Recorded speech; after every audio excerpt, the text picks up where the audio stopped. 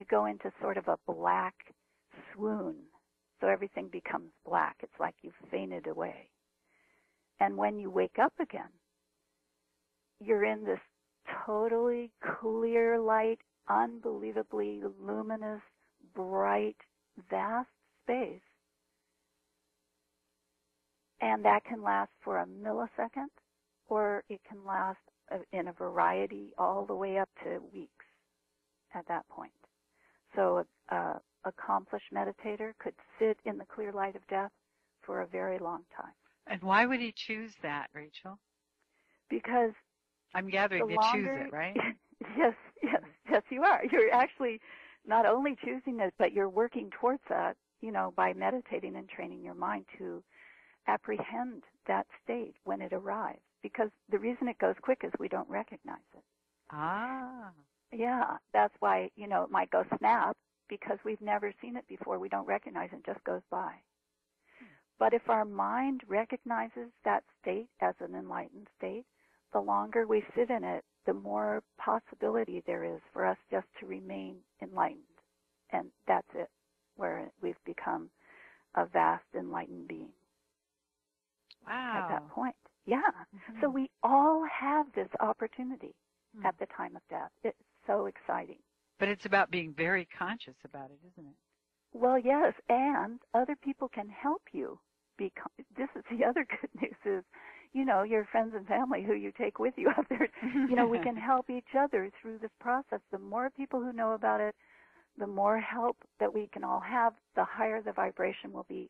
But when you say that we can help each other, is that through observation, through breathing, through energy, through sound? What is it? It's through the whole thing.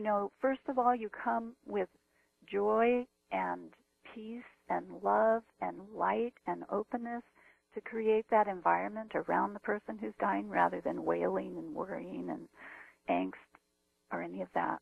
It's the opposite of what we think normally. Mm-hmm. So you're wanting to bring the highest, lightest, most wonderful energy thoughts because, as I said, people who are dying pick up on our thought forms quite easily. Mm-hmm. So that's the first thing, creating that environment. Then you can actually do POA for that person as they're dying, even as their breathing starts to get slower and slower. You can start to do POA, which is a series of sounds. So it's a visualization, it's a series of sounds. You can bring their favorite deity or their, Jesus, whoever it is that they revere. You want to fill the room with feelings of support and love, really. So whatever supports that person to feel love at the end of their life is so important.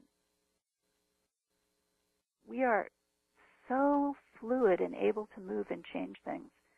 And that is life. Life is constantly changing. So if we're in the flow of life, then we can actually do this and we can bring in these powerful images and archetypes and deities and allow that energy to transform the essence of our being and run through our channels.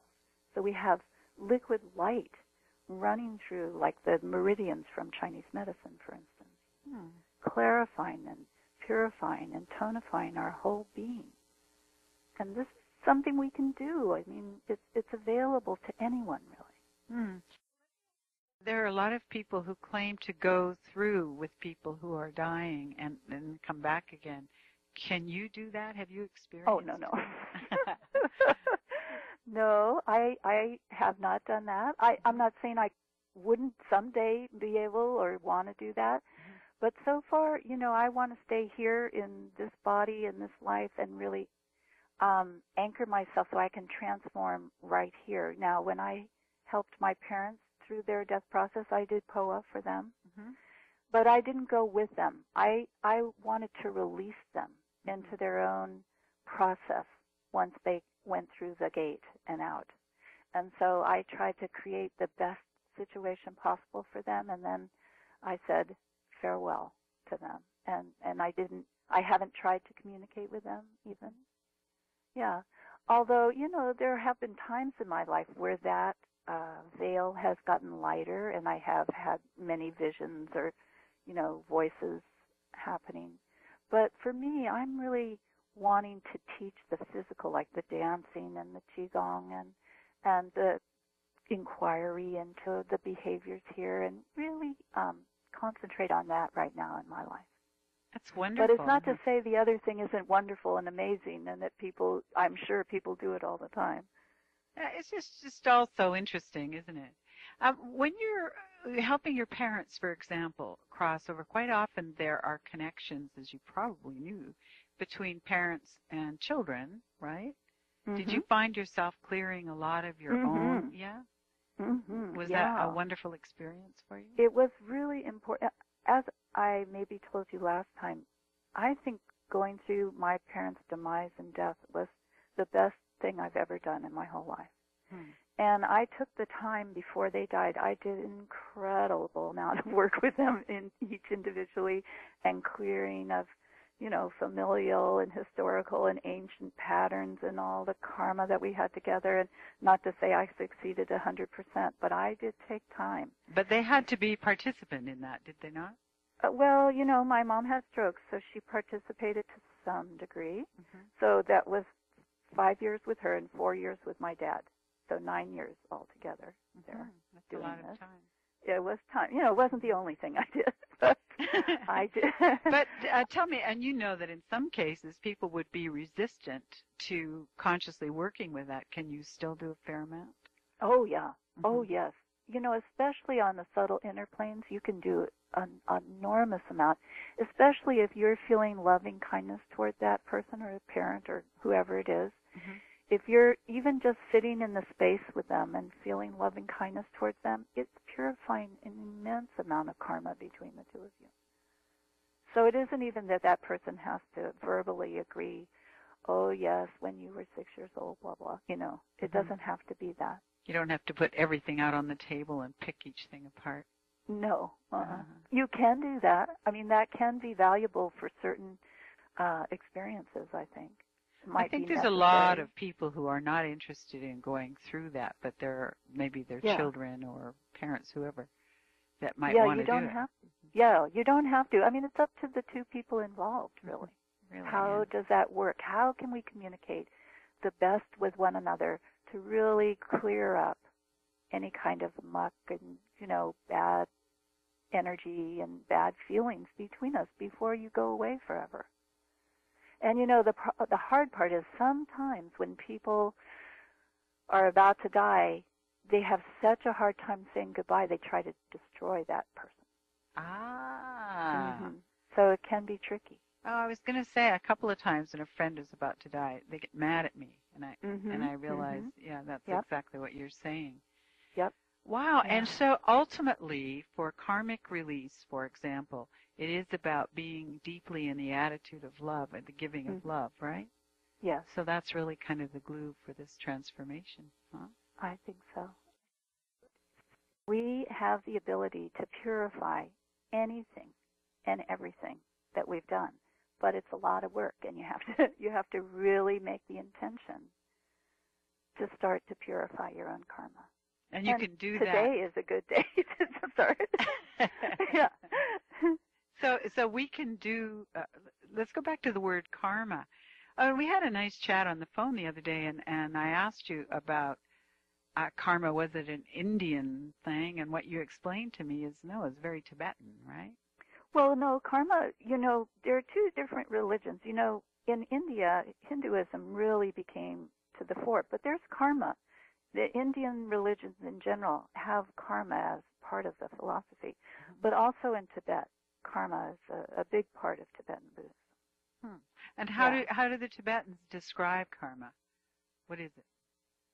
Well, their seeds are imprints that we've made through our actions, behaviors, thoughts, desires, repulsions, whatever we've been going through becomes like an imprint in our mind, like a fragrance or something that permeates our being on a very subtle level. It can be a gross level too. It can be many levels.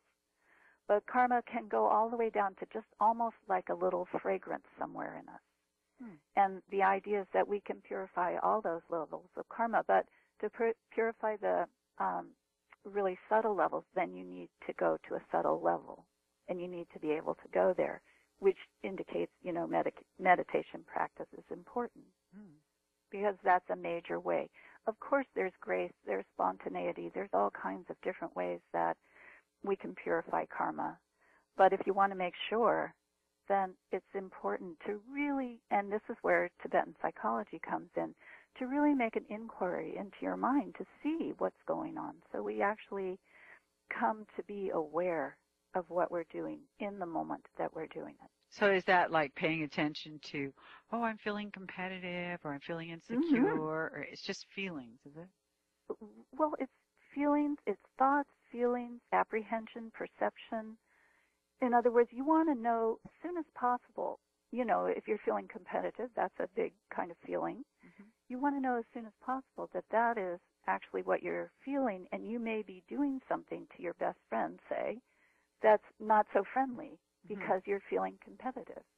And then if you knew you were feeling competitive, then your behavior wouldn't be a mystery to you. And it might even change. Don't you think it might even change at a subtle level or something? Yeah, definitely. And would that change the karma? Yes, it would. Totally. This is how you ameliorate karma, through awareness, through changing our behavior so that we become kinder and, reach out to people, help people, and we become a one world, helping each other out rather than going through the kind of competitive strife that we do these days. Or things like jealousy, competition, envy, and all those things which say, if you have it, I don't. So big danger, right? Yeah. Yeah. And you also said that, like, the Tibetan psychology is a rather important evolutionary tool, is it not? Yeah, because, a lot of meditation practice is analytical, vipassana, for instance, where you're wanting to really address what is it that's going on in your mind. Because if we're just blindly going through life, our impulses and we just get blown by our winds of karma and we don't stop it because we don't see what's going on. And so a really important part of Tibetan Buddhism is really sitting, inquiring in your own mind, okay, what did I do today? Did I do 18 black deeds and 3 white, as kind of good and bad by our own judgment? Or was I kind, more during the day today? And if I was, could I be kinder tomorrow? And through that kind of inquiring into what is it that we are actually doing, we can then transform our behavior to become way more beneficial, not only for ourselves, but for others. And of course, they go together. When we hurt others, we really hurt ourselves too. We do, don't we? So it sounds very evolutionary in terms of bringing in universal wisdom, bringing in the heart, bringing in compassion. But I keep going back to the image that there they steep themselves, these reincarnating souls that are working toward a higher and higher consciousness, and they got spilled all over the world. I like that. It's a wonderfully healing image, isn't it? It's very healing, and that was the gift from the Chinese going in and invading Tibet. I'm being slightly facetious. But then, in China, it has an incredibly developed spirituality before the cultural revolution. And they had a lot of Qigong masters who are also incredible meditators, and they are doing physical meditation of Qigong. And they started doing, all over the country, millions and millions of people doing Qigong. And it became this really incredible form. In the hospitals, they were curing people with Qigong, in actual, acupuncturists doing medical Qigong in the hospitals. And then suddenly there was, because Qigong is related to spirituality, that aspect of it started to worry the government. And so they cracked down on Qigong, and so a bunch of Qigong masters came. Oh, it came over here. Oh, wow. Yeah. So they had both sides, the Tibet side and then their own mainland of China. They've been filling the world with spiritual beings. It's just sort of in spite great of and antithetical to what their purpose was. Oh, it's really fascinating. Now, what exactly is medical Qigong? I think I know. Is that where, for example, if you have a terminal illness, the movements of Qigong, you just keep doing it like 8 hours a day to heal? Can you tell us a bit about medical Qigong? Right. Well, I think, what you've just described is one way of doing it. Of course, medical Qigong can be done when you're healthy, too, as a preventative medicine. Mm-hmm. And it is that you practice these movements. And what the idea with medical Qigong is it's very connected to Chinese acupuncture. So you're trying to move energy through the meridians so there are no obstructions in the body. Because when the body becomes obstructed or stuck, or that's when disease starts to happen. So it's moving gentle, very gentle, easy moving through, almost like you're riding a fluid horse or something. Mm-hmm. It's that you get this fluidity, inner and outer movement in the body. So you're opening those channels, bringing in light, love, whatever that's needed. Could be heat, could be cold, through those channels in the body. And there's so many channels in the body. There's let's say 72,000 larger channels. Oh my goodness. 40 million smaller. Oh, for heaven's sake. We're just full of this incredible treasure that we so rarely use. And that is we can infiltrate our whole body with living light. And we become a light being. We are a light being. That's what we really are. We just have to remember. Do you think that as a species, do you think we're waking up to that? I do. Mm-hmm. I think there's so many energies now that are pouring in.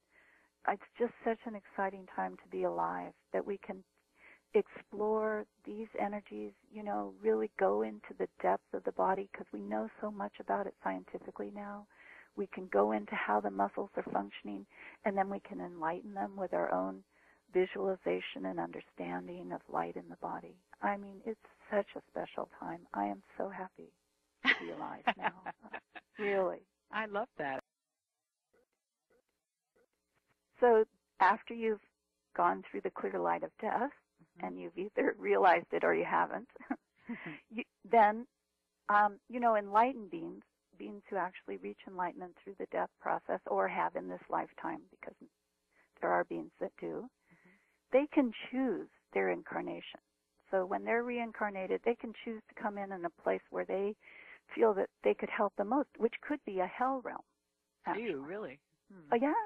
And, when they're in a hell realm, it looks like heaven.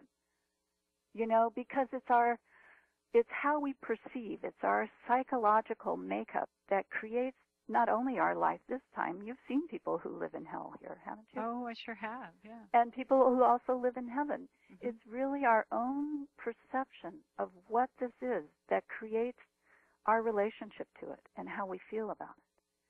So when an enlightened being goes into the hell realm to help people, it's just incredibly beneficial for everyone. And it totally changes the environment just by their being there. So it might be like a war zone or a... Oh, yeah. Mm-hmm. Definitely. Mm-hmm. Or the heart of a city. The heart of a city, yeah. Yes. It could be any place where there's incredible trauma and strife and discord and unhappiness. Yeah. Looking through the Tibetan Book of Living and Dying, I read most of it, but not all of it. Mm-hmm. And there was a section, and I remember asking you before, if it's true that, for example, the lamas or Rinpoches, when they die, they don't get rigor mortis because they've released a lot of their old beliefs, their old structures, substructures. And then there's another story there about how one of the lamas knew, or several of them, I can't remember the detail here, except that knew he was going to pass, so he isolated himself for 7 days and released himself. Is that, when you were talking about being able to elongate that process of the 7 different phases of releasing consciousness, when you talked about it at the beginning, where a more enlightened being might stay there and stay in that darker place for a while to choose enlightenment. Is that right? It's not a dark place, though. Oh, okay. It's totally illuminated. It's the clear light of death. It means totally pure clear light. That you're sitting or lying down, whatever. Mm-hmm. You're having an incredible experience of the most brilliant, vast, amazing light possible. So yeah, you don't want to be interfered with at that point. You don't want anybody to touch you, move you, burn you up, or anything. Or expect you want to anything be allowed. from you. Well, yeah. well, I anything please.